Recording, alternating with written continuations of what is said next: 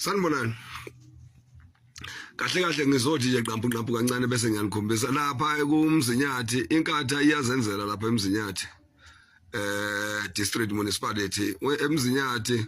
district municipality kuqashwe kunabantu abaqashelwa ukukhanda amapipe aqhumile kodwa labo bantu iningi labo abanawo ama skills okwenza lo msebenzi loyo.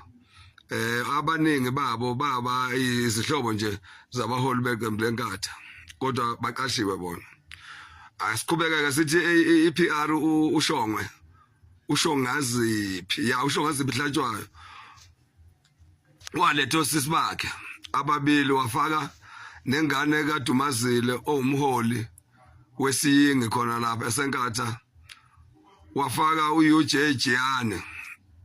emsebenzini.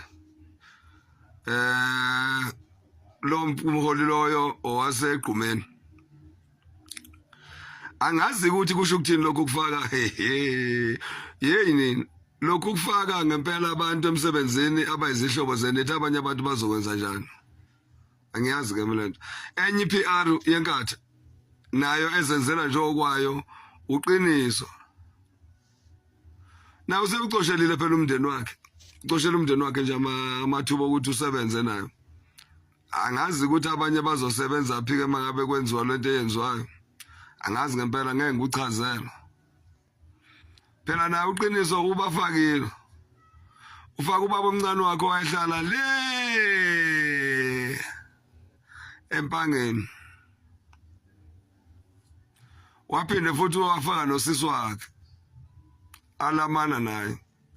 akagcinanga ke futhi lapha hayi imhlole lapha na kuloya masipala madoda manje mawufaka nobhuti wakho uthi abanye abantu bazodlani weqiniso. Okay hayi ngidlule kweqiniso kodwa nje siyakunibona lokho enikwenzayo kuyasinyanyisa futhi ngoba umsebenzi womphakathi loyo.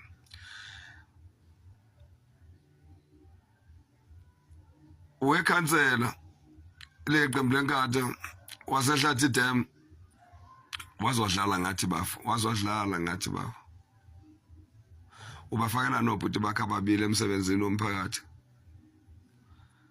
ababili bonke usho ukuthi awusazamele noyedwa ke mhlambe oyedwa kuba oqhamuka emphakathini waphela ufaka ubhuti wakhe omdala wafike wafaka ubhuti wakhe omncane. So uthi abanye abantu abasebenze nayi nina nisusibhedela nina kenzama ukwenza izinto eziyizo zamanje ukwenza izinto eziyizo antusebenzisa umkhandlu womphakathi nosebenzisela ifiso zenu nisho ukuthi abanye abantu abasebenze Viva Mkhonto Viva Gwaza Mkhonto Gwaza votelani mphakathi iqembu leMK ilona elizonikhipha kule lokhuza nibayeke bonke labantu abathi wahlulwa yini umsholozi ukuthi ashintshe enze lo shintsho esithi engalwenza manje bakhohliwe ukuthi wayesebenza ngaphansi kwemthetho nemigomo yeqembu leANC lele nilibonayo ukuthi ngomthetho wayezabalaza nje lalivele likhohlakele ningakukhohlwa okuningi okuhla kakwenzile nikhumbule lokho kwakwenziwa oThabo Mbeki ukuthi bemvalele bembhice ngayo yonke into eyayirong kodwa iqhawe elisasele kumzabalazo kubantu abazabomzabalazo kusela uZuma futhi uyena umuntu ocabangela umuntu omnyama bakhohle bonke laba bathi ubani lo Freedom Park Plaza yiba ba right ukuthi nibavotele ngoba belungu umlungu entshela kahle thina uzoqala esontweni futhi ngeke aphumene emgomeni yokusebenzela belungu sharp.